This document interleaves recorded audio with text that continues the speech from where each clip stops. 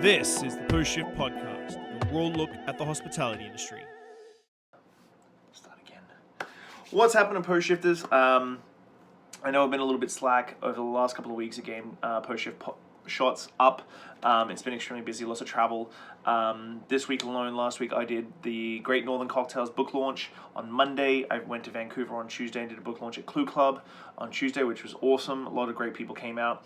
Wednesday I stayed in Vancouver and did some work for BC Spirits, which is my distillery tourism marketing platform.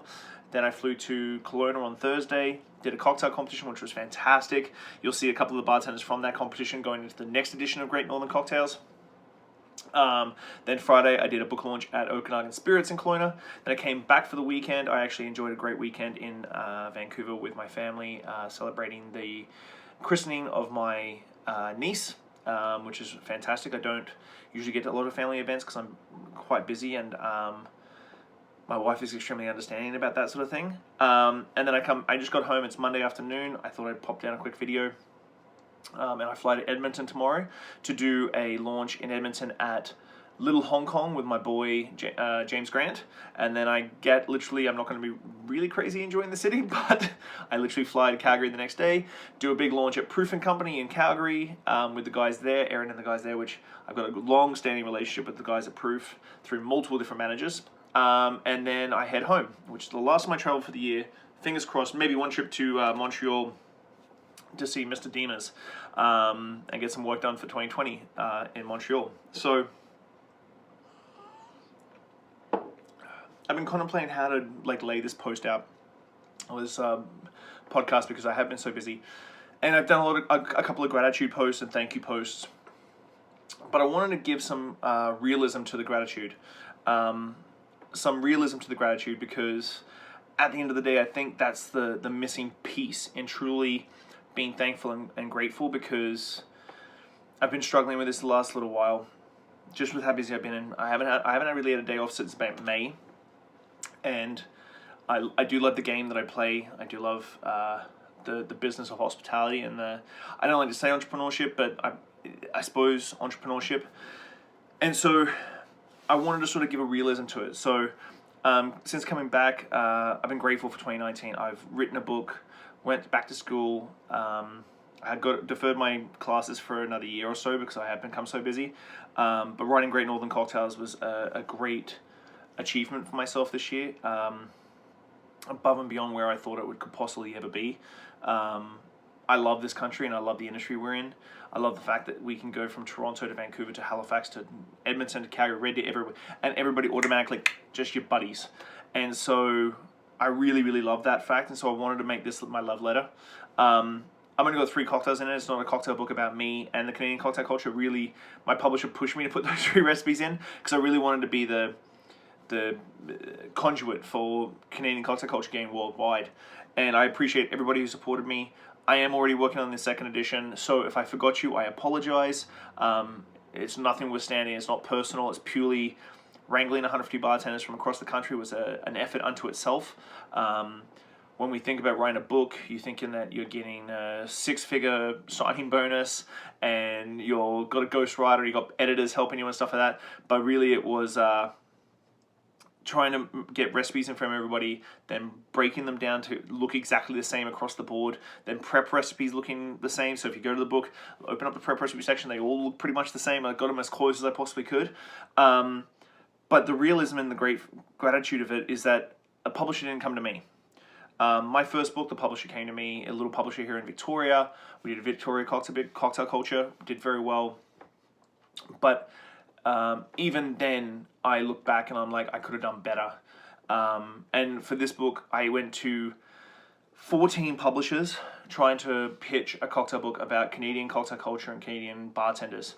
And I got 13 no's. And that's including publishers here in Canada and publishers in the US. And I got 13 hard no's. And my 14th yes, my 14th cold call, submission, buying books out of my own pocket and shipping them overnight, came from Mixellini Publishing in the UK. They do Gary Reagan's books. That's Anastasia Miller and Jared Brown's company.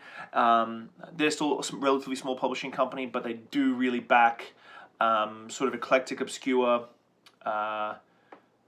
books and publications that they know will touch a very specific audience. And I can't believe the support I've got from Anastasia and Jared, especially Anastasia, who's my main contact, since launching the book. But then we start thinking, okay, well, we hear about articles of Death and Company getting a six-figure signing bonus, and Jeffrey's obviously done very well for his books, and I hold him to high regard. He actually wrote the introduction to the Great Northern Cocktails, along with Philip Duff, who is my mentor for sure.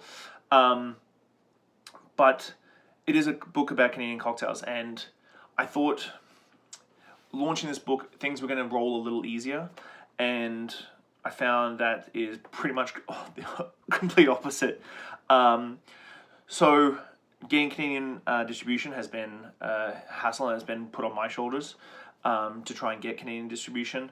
To print the books, we print to order so we can edit as we go, which is great because I found a few things we need to fix. But then you've got editing, printing lengths and all this sort of stuff. So just this last week, which was very stressful, my wife came to the day and saved it. So I was supposed to have 80 books arrive last Friday, not the Friday just gone, the Friday before that, for my tour, for my Vancouver, Kelowna, Edmonton. None of them arrived. They arrive next week on Wednesday. And so we tried desperately while I was in Vancouver to try and get them to Victoria the Friday just gone. And they didn't. So Anastasia and my wife worked together and got a PDF of the manuscript sent via email to Victoria, where we printed them out at $5 above how much I sell them for. And so the books are coming late. They were supposed to basically pay for this tour because it's coming out of my own pocket. This tour to Vancouver, Kelowna, Edmonton is all out of my own pocket. I don't have a PR company paying for it or a brand backing it. And then to top it off, the 20 books I've got coming to Alberta with me cost me $5 more than what I'm going to pay for them, what I'm going to sell them for. So I'm completely 100% grateful for the work that's gone into the book and all the people that have supported it. But I think there's a misconception when it comes to realistic gratitude, if you will. And writing a book isn't like an easy ticket that you can automatically get invited to things or eventually get a PR company and a marketing company to look after you. And then this week, my wife, who is my obviously my lightning rod, I get down on myself sometimes when I don't get the same response that I sort of expect. And so I really had to recenter myself this week and say, the only person that can be grateful for what the work you do is yourself. And if you're looking for gratitude from anybody else, you're not going to, and it doesn't come, then you become very unhappy. So you have to make yourself happy by being grateful for the work you've done and actually being rooted in why you're doing something particular for other people's gratitude or for your own. And so I recentered myself. I had a weekend with my girls, which since I've been back, I've been very busy. I launched 2 new websites this week. One was my branding and design creative house, which is called Human Construct.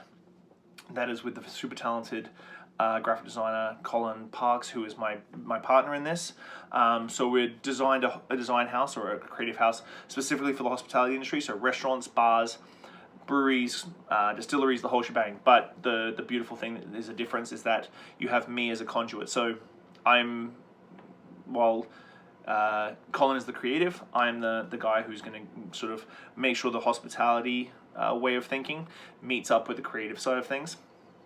And so that's what I launched as well. And I also launched something under the radar called CanadianBarstore.com, which is a Canadian-based website here that I created that will get really cool eclectic stuff that we all want and get it shipped directly to you in a couple of weeks. So that launched as well. And so really this episode is about gratitude. And really, I think the real root of this little podcast here is that gratitude is self-fulfilling, not necessarily, if you're doing stuff for other people's gratitude, you're not going to find happiness.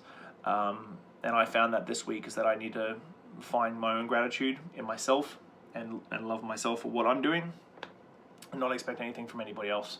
So I hope that's a nice little Tuesday post-shift podcast or post-shift shot for you guys. I'll be in Edmonton when this airs, so I hope you enjoy it. And if you're in Edmonton, come and see me at Little Hong Kong tonight.